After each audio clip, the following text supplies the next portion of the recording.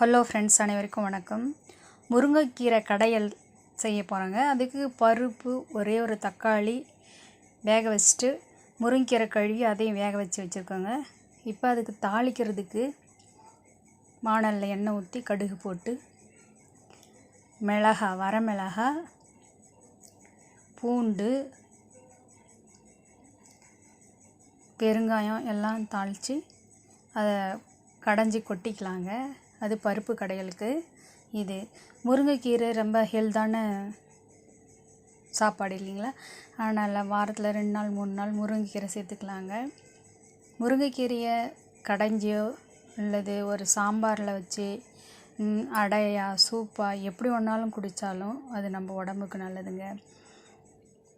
அது வச்சுட்டு அதுக்கு சைடிஷ்ஷாக முட்டைக்காக எண்ணெய் ஊற்றி கடுகு போட்டு 3 முட்டை 3 வெங்காயங்க, சின்னதாக பொடிசாக வெங்காயம் அரிஞ்சு வச்சுக்கிறோங்க. அதை போட்டு வதக்குவோம்.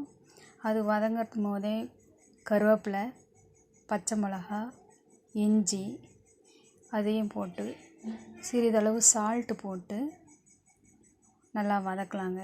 சால்ட்டு போட்டு வதக்கும் போது சீக்கிரம் வதங்கிடும். நல்லா வதங்க பிறகு கொஞ்சம் சிறிதளவு மஞ்சத்தூள் போட்டுக்கலாங்க. மஞ்சத்தூள் போட்டு பச்சை வாசனை போகிற வரைக்கும் வதக்கிட்டு அதுக்கப்புறம் முட்டையை உடச்சி ஊற்றுவோங்க.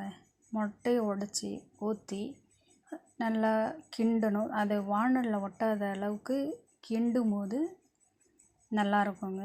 அது அந்த பச்சை வாசனையும் போயிடும், முட்டை வெந்துடும். அது பொடி மாசு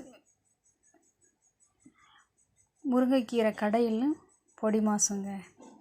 முருங்கைக்கீரைக்கு உருளைக்கிழங்கு, முட்டை இதெல்லாம் தொட்டுக்கிறதுக்கு நல்லா இருக்குங்க. நீங்களும் செஞ்சு